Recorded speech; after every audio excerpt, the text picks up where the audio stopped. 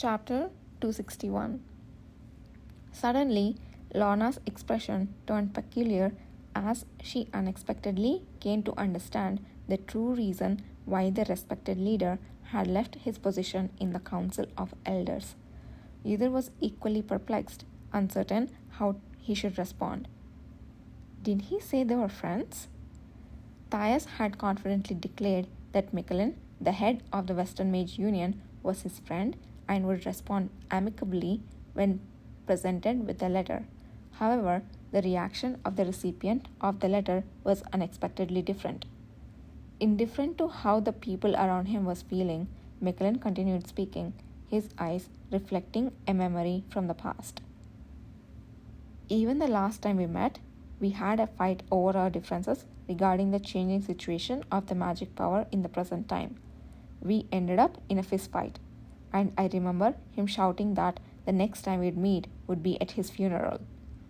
At this point, it was clear that their relationship had moved beyond mere rivals and into the realm of enemies. Yet, ironically, I owe my life to that man in a moment where I was on the brink of death. Caught off guard by the sudden change in atmosphere, Yudir looked up. Michelin was watching him, a twisted smile on his face. In all my years, I have come to understand how unpredictable life truly is. The old mage sighed deeply, gazing at the letter in his hand for a long time before folding it back. Did Thias say anything else when he sent this letter? He was worried about the cavalry who was embarked on their first extermination mission. He said that once we arrived in the west, if we showed you the letter, you, as his friend, would help us. Yudir replied. Friend? Michelin laughed harshly, stroking his thick, bristly beard. Seems he's forgotten how badly we parted. Truly shameless, that man. Don't you agree? Faced with this question that seemed to demand agreement, Yudir hesitated before responding. I think his passion for research is extraordinary.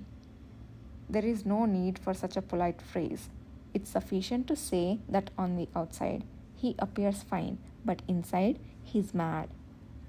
With that final insult towards the Thias Yulman, Michelin handed the letter back to Yudir. Now, take this back. I have confirmed its contents, so dispose of this cursed letter as you please. Burn it or return it. I don't care. Let's move on to something more important.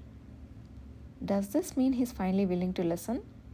While the exact reason wasn't clear, the fatigue and caution that had filled his gaze earlier seemed to have softened significantly.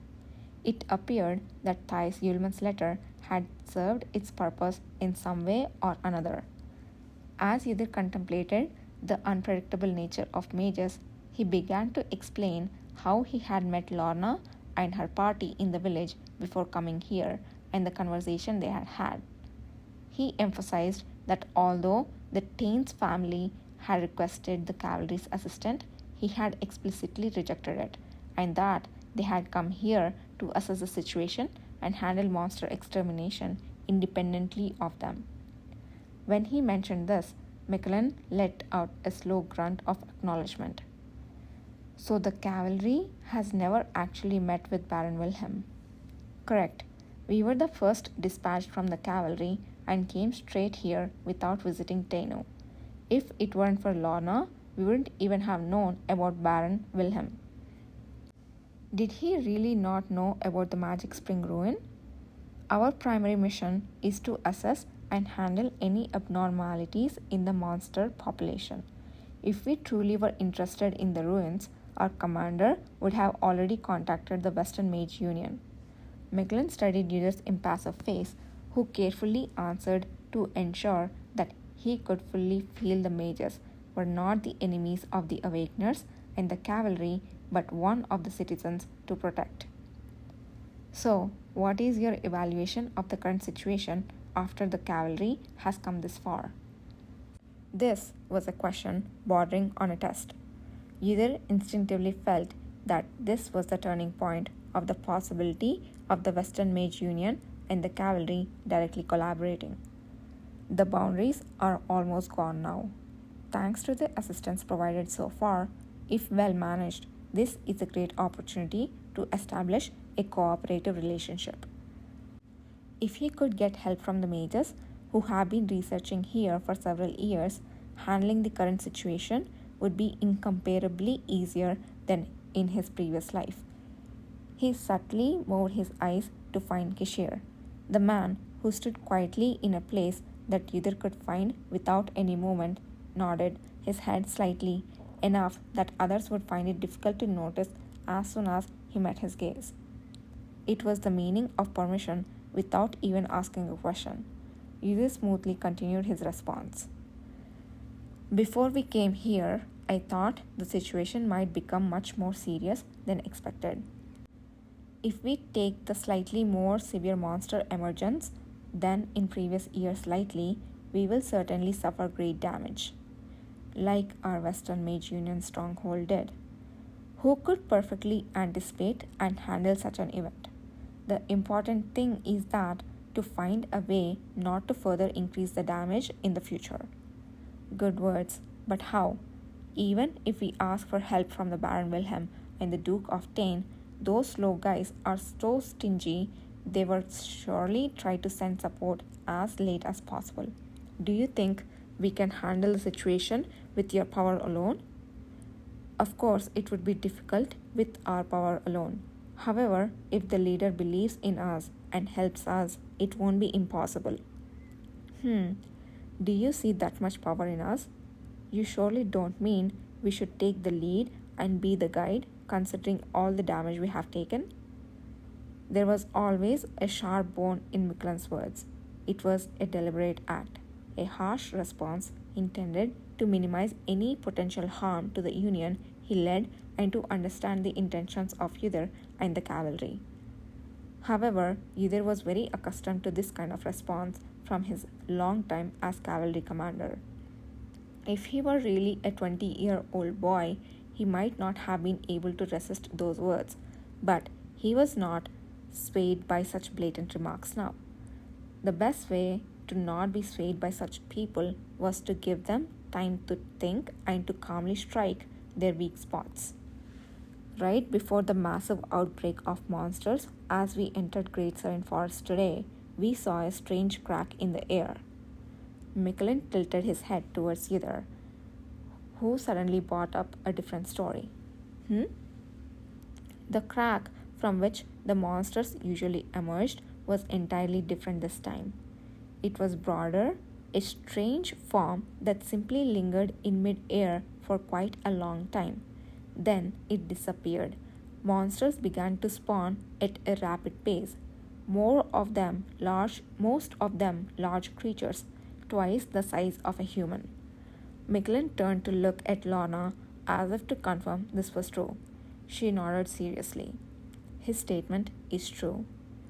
I have never seen a crack like this before, and it was extremely ominous.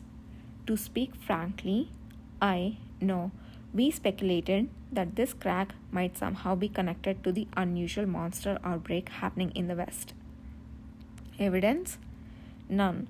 However, within the Western Mage Union, who have been researching here for several years, perhaps know more about this crack in the air than us.